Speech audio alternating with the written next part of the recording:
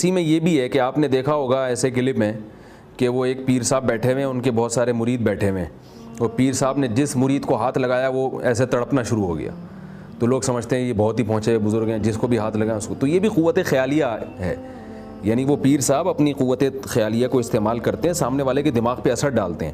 وہ سامنے والا چونکہ بیوقوف ہوتا ہے, وہ اندھی عقیدت میں پیر صاحب کے سامنے بیٹھا ہوا ہوتا ہے, تو اس کو وہ ہلنا شروع ہو جاتا ہے. آپ مجھے کسی پیر صاحب کے سامنے لے جا کے بٹھا دیں اور مجھے وہ جتنا مرضی ہلائے گا میں نہیں ہلوں گا انشاءاللہ, کیونکہ میں جانتا ہوں یہ فراڈی لوگ ہیں.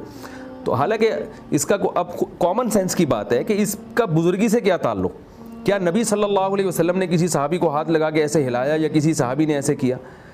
بزرگی کا تعلق ہے آپ کے اعمال سے.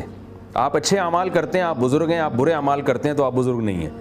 تو یہ سب شعبت, میں نے تبھی میں عرض کر رہا ہوں کہ کافر میں, انگریز میں ایک خاصیت ہے کہ وہ یہ شعبت بازی سیکھتا ہے تو صاف بتا دیتا ہے کہ بھئی یہ شعبت بازی ہے.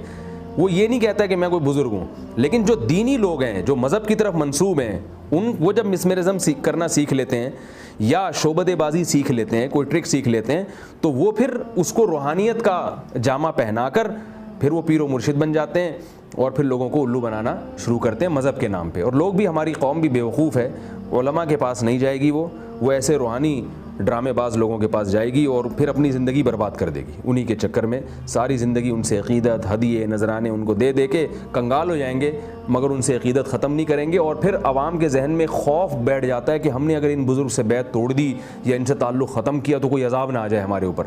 تو اس لیے یہ ساری چیزیں اپنے دماغ سے نکال دیں. یہ کچھ بھی نہیں کر سکتے, یہ صرف ایک اثر ڈال سکتے ہیں ان لوگوں پر جو ان سے متاثر ہوتے ہیں. اور اس کا ذکر قرآن میں بھی ہے, میں انشاءاللہ بھی آیت پڑھوں گا کہ یہ جادو کا اثر ہر ایک پر نہیں ہوتا, یہ انہی لوگوں پر ہوتا ہے جو اس کو اثر قبول کرنے کی, جن میں خود سے صلاحیت ہو اور خود سے ذہنی طور پر تیار ہوں اس کے لیے.